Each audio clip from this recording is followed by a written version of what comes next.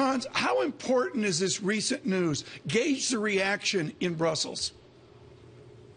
Well, all morning, my general take has been that no news is good news, and that's been upended, and because we have some news, and it's actually been quite negative. Whether or not this is part of a negotiating strategy by Mr. Tsipras to wring better terms of a deal from his creditors, we don't know. We do know that he's telling his own people, and this is according to a government official, and they're putting this statement out, that it's strange that his proposal hasn't been accepted, that other similar proposals to Portugal, to Ireland, that they've all been accepted. And I think the most concerning part to me for how this impacts and influences the rest of these negotiations, he's kind of being, I don't want to say insulting, that may be too far, but he certainly isn't being conciliatory in his tone. He's questioning the other side's motives. And when you question the other side's motives, that makes it difficult to actually get to a negotiated solution, get to a final end deal. So I think it's pretty negative, especially to happen this early.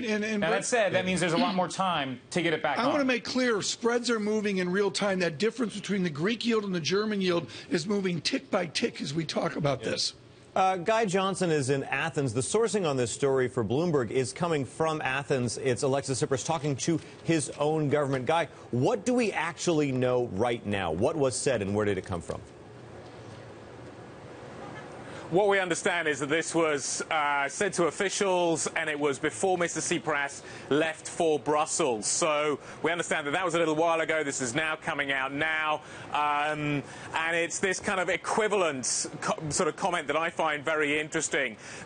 What we've been hearing, and this is kind of quite tangential over the last few days, is that maybe there's a concern that this is too heavy on taxes. The proposals that have been put forward by the Greeks are too heavy on taxes and not heavy enough on cutting back on the size of the states. And to your point, Tom, about austerity, I think that may be the point. Yeah, this is critical. Peter Siegel over at the FT this morning really emphasizing this tax-heavy nature of the proposal by the Greeks. Hans, Nichols, help the markets calm down. This is not your first euro crisis. This news, how do you put this into perspective? This isn't a no. This is just a we aren't there yet, right?